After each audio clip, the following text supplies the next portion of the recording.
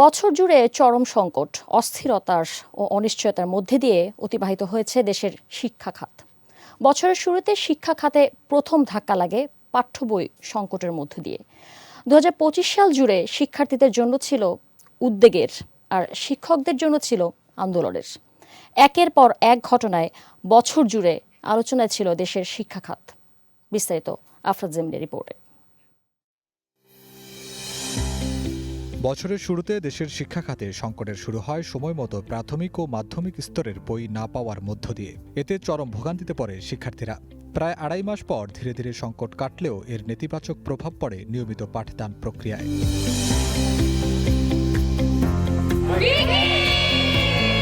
SSC ও HSC পরীক্ষার ফল প্রকাশের পর নতুন করে উদ্বেগ তৈরি হয় দেশের শিক্ষা খাতে। পাশের হার কমে যাওয়ায় তৈরি হয় বিতর্ক। অকৃতকার্য হওয়া শিক্ষার্থীদের কারো চোখে জল, কারো মুখে নিরাশ নীরবতা। অভিভাবকদের মধ্যেও দেখা দেয় হতাশা ও ক্ষোভ। প্রশ্ন ওঠে শিক্ষার মান, মূল্যায়ন পদ্ধতি ও কোচিং নির্ভরতার উপর। এমপিও ভুক্তি, বেতন বৈষম্য, জাতীয়করণ ও চাকরির নিরাপত্তা সহ বিভিন্ন দাবিতে রাজপথে নামে শিক্ষকরা। স্বতন্ত্র ইত্যাদি মাদ্রাসা, বেসরকারি প্রাথমিক বিদ্যালয়, নন এমপিও এবং এমপিওভুক্ত শিক্ষক কর্মচারীদের ধারাবাহিক আন্দোলনের ফলে বারবার ব্যাহত হয়েছে দেশের শিক্ষা কার্যক্রম ও পাঠদান। দেশের বিভিন্ন অঞ্চলে ক্লাস বর্জন ও কর্মবিরতির ফলে ব্যাহত হয় শিক্ষা কার্যক্রম। সরকার ও শিক্ষক সংগঠনগুলোর মধ্যে একাধিকবার আলোচনা হলেও সমাধান আসেনি দীর্ঘ সময়েও। ফলে বছরের বড় একটি অংশ জুড়েই শিক্ষা প্রতিষ্ঠানগুলোতে দেখা দেয় অচলাবস্থা। সবচেয়ে বেশি ভোগান্তিতে পড়ে শিক্ষার্থীরা। পরীক্ষা পেছানো, সিলেবাস শেষ না হওয়া আর অনিশ্চিত ভবিষ্যতের কারণে।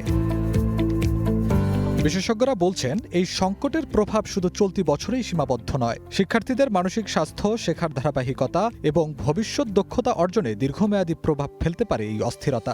শিক্ষা ব্যবস্থার সংস্কার, শিক্ষকদের মর্যাদা ও শিক্ষার্থীদের মানসম্মত শিক্ষা নিশ্চিত না হলে এই সংকট বারবার ফিরে আসবে। সব মিলিয়ে 2025 সাল শিক্ষা খাতের জন্য ছিল এক কঠিন সময়। দফায় দফায় অস্থিরতা এবং নীতিগত টানাপোড়েনে সরাসরি প্রভাব পড়েছে শিক্ষার্থী, শিক্ষক এবং সামগ্রিক শিক্ষা ব্যবস্থার উপর। নতুন বছরে এই অস্থিরতা কাটিয়ে শিক্ষা ব্যবস্থায় স্থিতিশীলতা ও আস্থা ফিরবে, এমন প্রত্যাশাই এখন সবার। Afraz Jemin, Green News, Dhaka.